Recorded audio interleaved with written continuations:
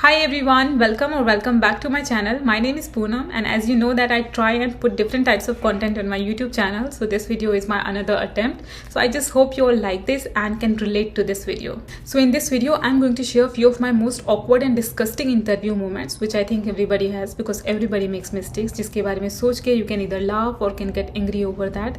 So ये video का idea आया था after seeing one of Alina Rai's videos which was about English speaking awkward moments. So बहुत पहले देखा था video and उसी टाइम आई था idea but I couldn't make that, but it's okay, it's better be late than never. So I would encourage you all to put down your most awkward interview moment in the comment section below.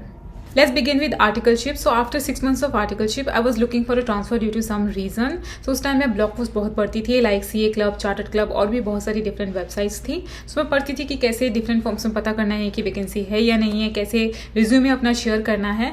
So once I read कि आप अपना resume form में जाकर भी दे सकते हो भले ही vacancy हो या नहीं हो. वो फॉर्म आपका रिज्यूमे रख लेंगे और बाद में कोई भी वैकेंसी अगर रिलीज होगी तो फिर आपको वो अप्रोच करेगी. सो यही फॉलो करते हुए एक बार मैं अपनी फ्रेंड के साथ एक फॉर्म में चली गई अपना रिज्यूमे लेके जहाँ पे कोई वैकेंसी नहीं थी. सो ऑफिस बॉय ने अंदर जाने दिया प्रिंसिपल के केबिन में.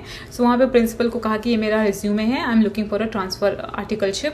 तो इसे हमारे यहाँ कोई वैकेंसी नहीं है. मैंने कहा येस आई नो दैट, मैं अपना रिज्यूमे बस देने आई हूँ, इन केस फ्यूचर वैकेंसी आती है then please approach me. So at that time he said कि हमें नहीं पता था कि लोग ऐसे भी रिज्यूमे अपना बांटने आ जाते हैं. He actually mocked. That moment was of course embarrassing but I lost my confidence too.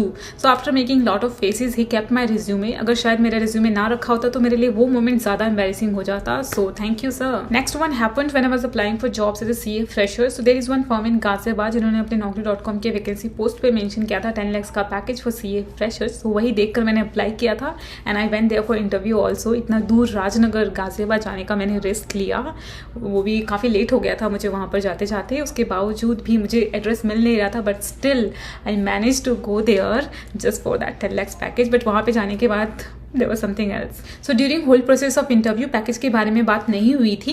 Interview के टाइम में एक क्वेश्चन पूछा था मुझसे that what made you to apply. So मैंने कहा कि एक तो पहले जॉब प्रोफाइल एंड दूसरा that you are offering a good package 10 lakhs का package I saw there so that made me to apply. So she laughed and said do you really think that a CA fresher deserves 10 lakh का package and that made me quite because उसी time मेरे दिमाग में click किया that CA form and 10 lakhs का package how could that be possible. I mean oh my God I was such a fool to think that. But I kept on saying कि आपने vacancy में 10 lakhs mention किया था. सो they said कि वो experienced के लिए है. And you won't believe after 6 months one day one of my friends call me to discuss about one vacancy which was there in Ghaziabad. So form का नाम मुझे याद नहीं था बट जैसे ही उसने 10 lakhs एंड राजनगर बोला मुझे अपना एक्सपीरियंस याद आ गया and I shared all my experience with her and asked her to not go there just because you saw that they are offering 10 lakhs का package. Oh sorry I forgot to tell you about the actual package they were offering. So जब interview वगैरह हो गया था उसके कुछ दिन बाद मुझे कॉल आया था. उस कॉल में उन्होंने बताया था that they are offering 25,000 per month. So I don't know उन्होंने सिर्फ मुझे ही इतना ऑफर किया था या फिर उससे ज़्यादा भी ऑफर करते हैं बट आई गेस 25,000 गाजियाबाद में यही रेट है CA फर्म्स का. Next one happened eight SR Dinodia and Company and SRD में I was being interviewed for statutory audit job profile. So during interview process I was asked one question that is what is RCM. So उसको सुनने के बाद I instantly replied reverse charge mechanism because at that time I was working into GST profile like for 3 months. So इसीलिए मेरे दिमाग में GST था और मैंने उसको उसी सेंस में आंसर कर दिया which was actually not supposed to be. इसीलिए मेरा आंसर सुनने के बाद he was like this and suddenly this and then he laughed on. After that he was like no not reverse charge, I mean it's risk control matrix. So have you ever heard of that? So of course I do have heard that but at that time my mind was into GST. That's why I answered in the context of GST which was supposed to be in the context of audit because in audit RCM means risk control matrix. I believe his laugh was a mock laugh which didn't bother me much because eventually I also laughed at my answer because जिस तरीके से उन्होंने पूछा था do you know what is RCM and मैंने जितना confidently कहा था yes reverse charge mechanism. So I don't know whether I sounded like a fool or an innocent guy to him but आज भी जब मैं उस दिन के बारे में सोचती हूँ तो हंसी आती है. Next one happened at EY Gurgaon where I was interviewed for internal audit job profile. उस टाइम मैंने अपने रिज्यूमे में स्किल्स वाले पार्ट में एनालिटिकल स्किल्स मेंशन कर रखा था एंड इंटरव्यूअर ने वही चीज़ पकड़ ली एंड पूछा okay you have mention analytical skills so tell me how would you count the total number of petrol pumps in this area. And उस क्वेश्चन को सुनने के बाद I was actually blank but interview था चुप तो रह नहीं सकते थे, कुछ ना कुछ बोलना था एंड मैं वही कुछ ना कुछ बोले जा रही थी. Just try to convince the interviewer but actually was not convinced. I like try to explain him few things, ये यहाँ से लेंगे ये वहाँ से लेंगे ये ऐसे करेंगे. Like I try to build some kind of logic but वो फिट नहीं बैठा शायद उस आंसर में, मेरे आंसर में.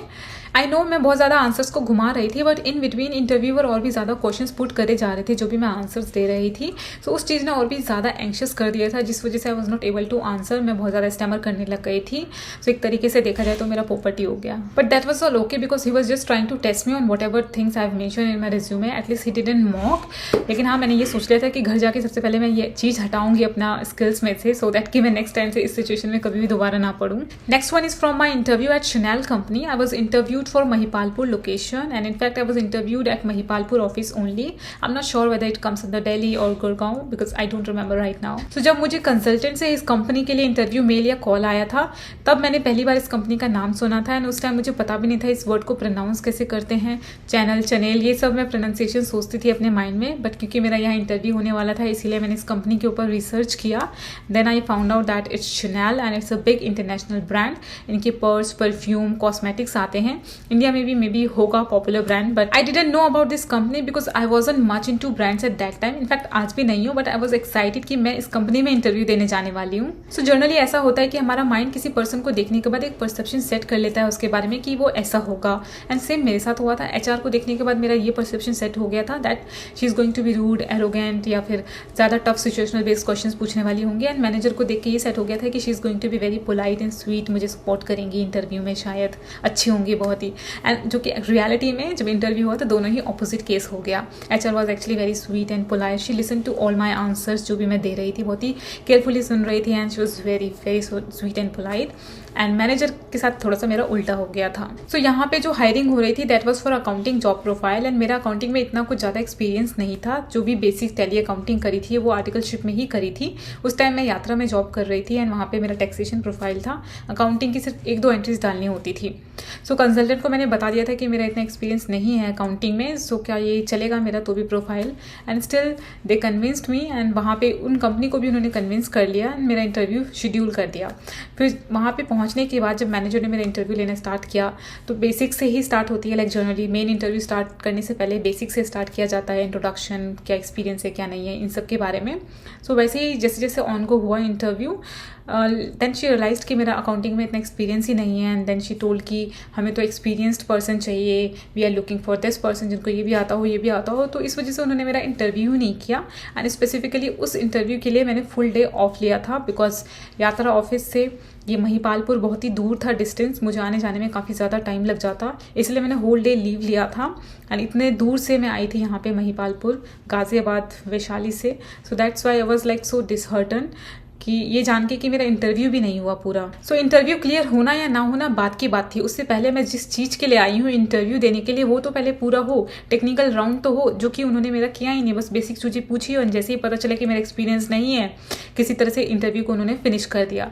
सो लेटर ऑन मुझे बहुत गुस्सा आया कंसल्टेंट पे भी एंड इंटरव्यूअर पे भी, बिकॉज प्रोफाइल में तो मेरे साफ साफ मेंशन है ना, आपको रिज्यूमे तो है आपके पास, you could have gone through thoroughly, ठीक है। मुझे इतना दूर बुलाने से पहले you must have thought twice.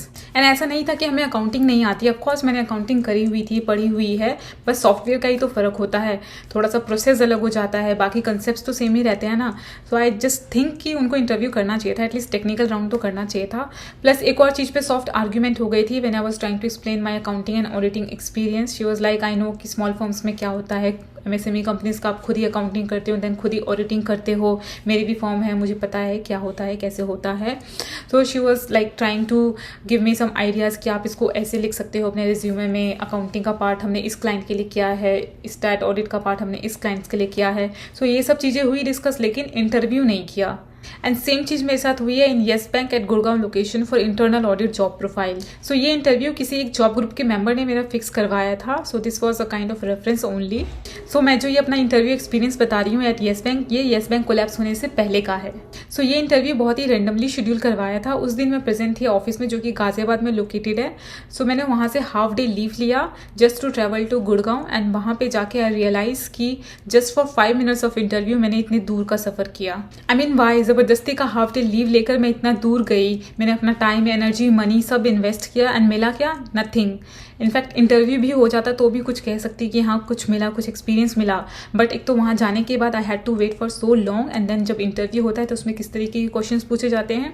मैंने अपने रिज्यूमे में HCL ग्रुप मेंशन किया हुआ था, Shiv Nadar foundation schools, Shiv Nadar university, ये सब जो है इनका मैंने छोटा मोटा GST ऑडिट, TDS ऑडिट ये सब किया हुआ था, तो वो सब चीज़ें मेंशन कर रखी थी। तो उन्होंने इस पे पूछा दैट कि इसका चेयरमैन कौन है, CEO कौन है, कितना टर्नओवर है, ये सब questions. Then he continue talking about Yes Bank, हमारे ये चेयरमैन है, ये CEO है, इतने टर्नओवर है, हमने पहले ये किया हुआ है, हम आगे ये करने वाले हैं। बट मुझसे नहीं पूछा कि मैं क्या जानती हूँ येस बैंक के बारे में। सो ये सारी बातें हुई, बस जो मेन इंटरव्यू होता है, टेक्निकल राउंड होता है, वो नहीं हुआ। That's it. So finally the last one is the best one, जिसे याद करके मुझे सबसे ज़्यादा हंसी आती है।